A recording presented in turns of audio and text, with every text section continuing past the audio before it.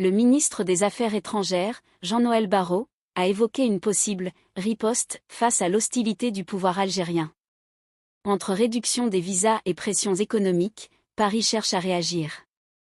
Mais ces mesures seront-elles vraiment efficaces ?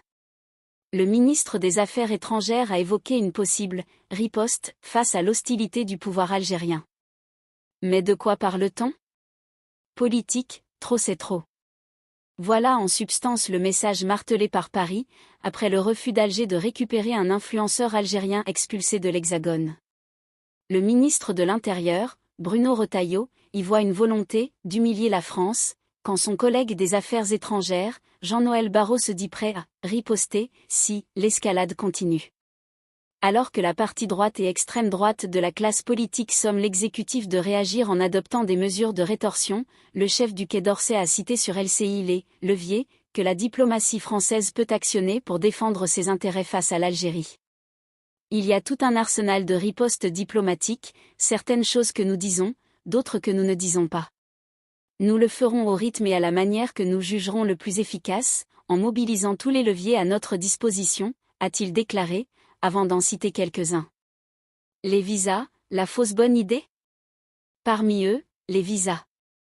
L'idée, accorder moins de visas aux ressortissants algériens souhaitant se rendre, pour une raison ou pour une autre, en France. On leur donne des visas, mais eux ne donnent pas assez de laissez-passer consulaires, pour les expulsions, a résumé le ministre de l'Intérieur, qui plaide pour l'instauration d'une réciprocité entre Paris et Alger. Cette question des visas est notamment cristallisée autour du fameux accord de 1968. Dénoncé par une partie de la classe politique, cet accord bilatéral facilite l'obtention de visas pour les Algériens, lesquels peuvent librement s'établir en France pour y ouvrir des commerces ou exercer une profession indépendante. Le délai pour obtenir un titre de séjour de 10 ans est raccourci et le regroupement familial est avantagé. Alors que la Macronie a souvent été hostile à la remise en cause de ce texte, au nom de la normalisation des relations compliquées entre la France et l'Algérie, l'affaire de l'influenceur expulsé fait bouger les lignes.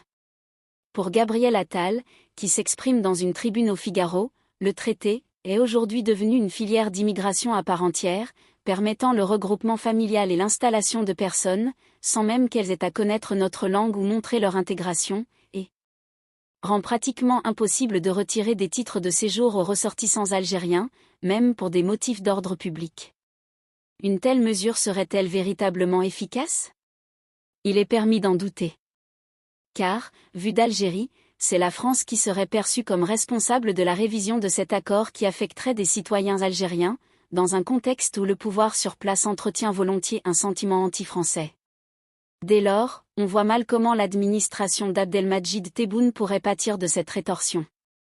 D'autant que sur le plan opérationnel, il est difficile de voir en quoi l'abrogation de cet accord, ou toute autre mesure sur les visas, pourrait changer les choses, puisqu'il suffirait à un Algérien voulant se rendre en France de passer par un visa espagnol et, grâce à Schengen, rejoindre l'Hexagone sans contrainte.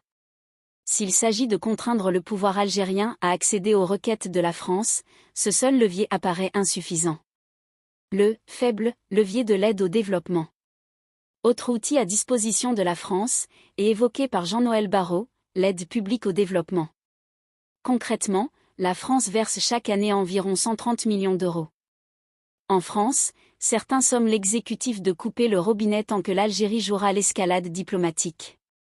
Après tout, c'est une forte somme que Paris consent à donner à Alger pour soutenir son développement économique et social. Mais là encore, et s'il est question de faire bouger les lignes en Algérie, l'efficacité d'une telle mesure interroge, dans un contexte où le PIB de l'Algérie s'établissait en 2023 à 247 milliards de dollars. Autant dire que l'enveloppe française, bien que conséquente, représente très peu rapporté à ce chiffre. Et que le pouvoir algérien ne souffrirait pas de s'en passer. Dans sa tribune au Figaro, Gabriel Attal avance une autre piste, l'arme commerciale. L'idée, négocier avec les pays européens une augmentation des droits de douane pour les produits venant d'Algérie.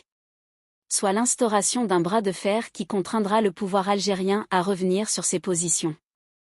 Or, comme le souligne sur BFM TV la journaliste Nella Latrou, le premier produit de l'Algérie exporté vers la France, les hydrocarbures. Ce faisant, un accroissement des taxes pourrait mécaniquement faire augmenter un prix de l'énergie déjà jugé trop important dans l'Hexagone. Au-delà de ces mesures, dont le seul intérêt semble être celui de l'opinion publique française, il reste des outils bien plus discrets. Ces choses, que nous ne disons pas, dixit Jean-Noël Barrot. Et c'est sur ce terrain de la diplomatie souterraine que Paris peut avoir de quoi se faire entendre, que ce soit sur la place accordée à Alger sur le plan géopolitique ou sur le gel des avoirs des dignitaires algériens.